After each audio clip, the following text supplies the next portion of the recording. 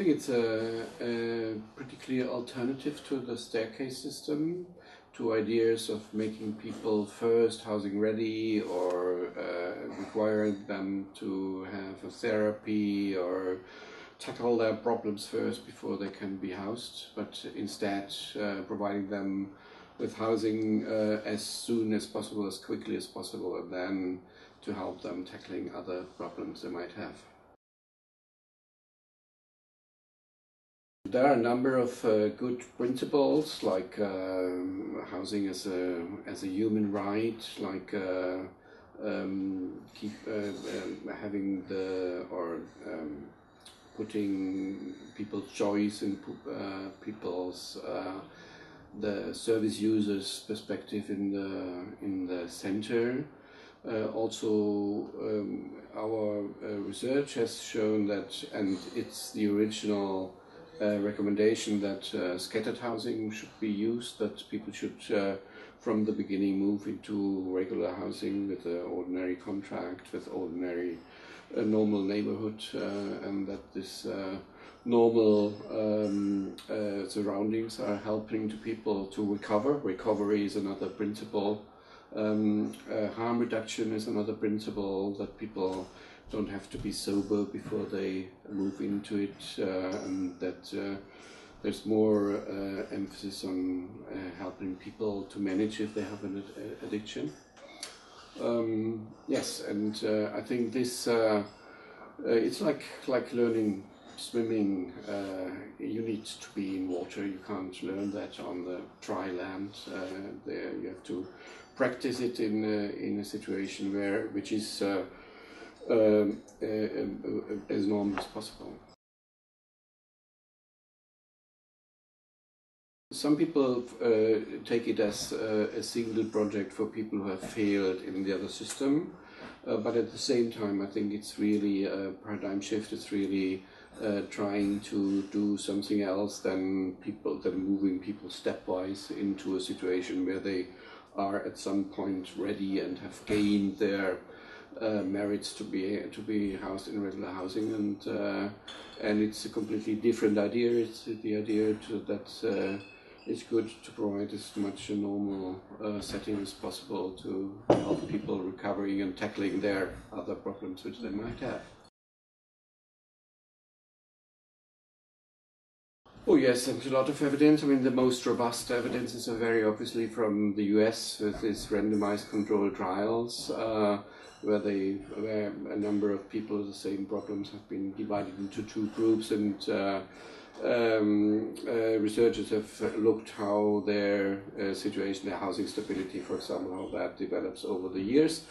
We have new evidence from Canada, but we also have evidence here from Europe from a number of projects where these housing retention rates were very high, more than 90% in several projects, more than 80% or almost 80% near in a place in Lisbon where it's practiced. So I think there's more and more evidence that even people with the most severe support needs are capable of managing in regular housing, provided that they get the support which they might need. I think in some countries it's part of a national homeless strategy, like in Denmark or in Finland. In others it's single projects here and there. In the Netherlands we have now 10 to 11 different projects. We have a new project going on in Belgium where it's tested in 5 cities. We will have soon results from a project where it's tested in France in 4 different cities. It's more widespread in the north, but we have these examples from Lisbon, from some other places in the south, also in Italy. Just heard that in Poland they are testing 2 sites. So in some countries we have single sites, in some cities we have single projects, but for example in Vienna or in Amsterdam we have plans to quite to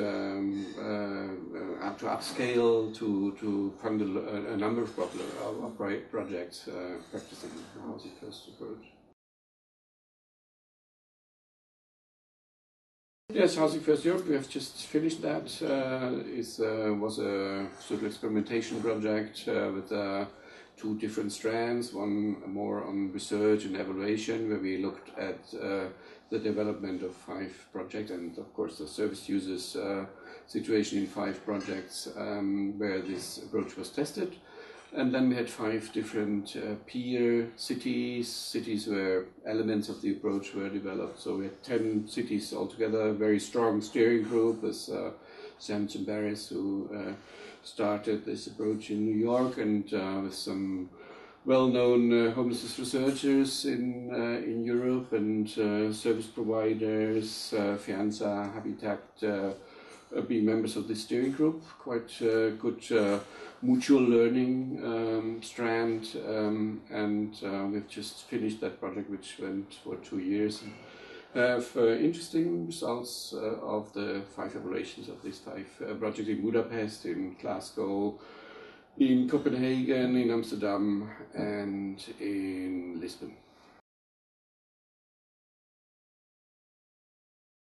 I very much hope that it will have some impact. In some cities it had already an impact, scaling up, for example, in Amsterdam, that a lot more flats will be made available.